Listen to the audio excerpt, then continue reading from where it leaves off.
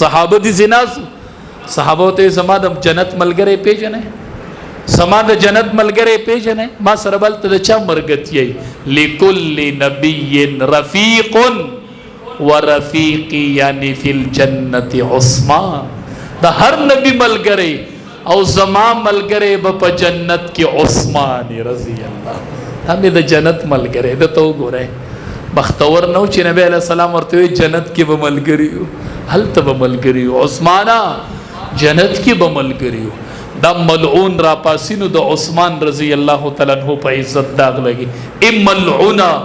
ام پلیتا ام منحوسا زستا په جب صحابه منم ما صحابه منلی دي ما صحابه منلی دي ما صحابه روایاتو کې لیدلی دي ما صحابه روایاتو کې کتلی دي ما صحابه ډیر د نږدې نه مطالعه کړي ما د امام الانبیاء ملګری ډیر د نږدې نه کتلی ستا په خوله زما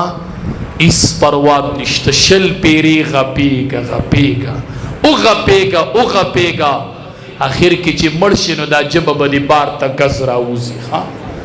صحابه صحابه دي صحابه صحابه دي فإن آمنوا بمثل ما آمنتم به فقد اهتدوا بس بأيهم اقتديتم اهتديتم زمون معیار حق دي صحابه معیار حق ویلا پوری صحابی جنتی دی نبی علیہ السلام صحابی وی سے پاسې دم چې کرای کولک چې لاړم د اشاره عثمان رضی الله تعالی عنہ ته کړو وی دسی مولانا مخ پلاسو کې ونیو دسی الله حبیب دې یادای د اشاره دې ته او دق عثمان یادوم چې دا جنتی دی رضی الله دې بجنت ته دې بجنت ته بیبی عائشہ رضی الله تعالی عنها فرمای نبی علیہ السلام مستجعا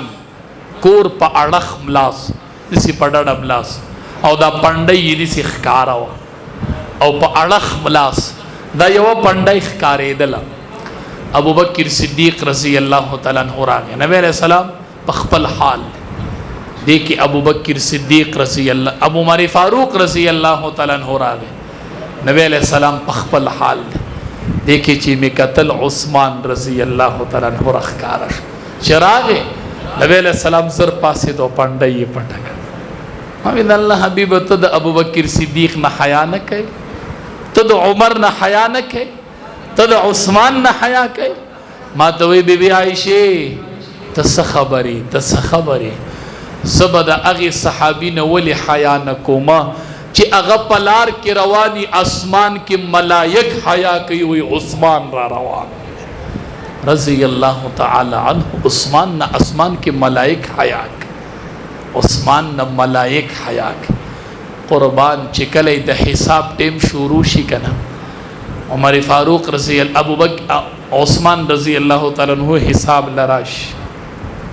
حساب تو ادریږي نبی علیہ السلام یو دعا ورته کړو اق دعا به مخې لراش حبی چاته وی پیژنې الذي بصحبه النبي صلی الله علیه صحابی ادرکا صحابی هغه چاته وی چې نبی علیہ السلام لیدلې وی او ایمان پر راوړې وی او په حالت د ایمان کې د دنیا نتلې وی ټول اولیاء د پیزار د خپو دوړي ته نشي رسیدل چې نبی علیہ السلام لیدلې او په نبی علیہ السلام ایمان راوړې صحابه زمونږ د پاره معیار حق دي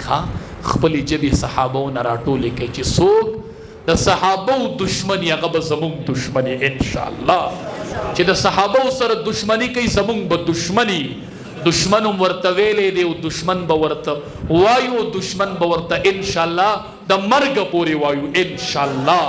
مونږ به صحابه سره خپل وفا کوو ان شاء الله تا حیات صحابه زمونږ مقتدا دي بأيهم اقتدیتم اهتدیتم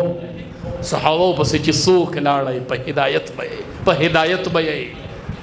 ټول به د صحابه کرامو سره د لړ د وی خمینه کو ان شاء الله څنګه چې هغه مینه کړې و د نبی کریم صلی الله علیه وسلم سره الله دې ور سره زمونږ د ټولو حشر وکړي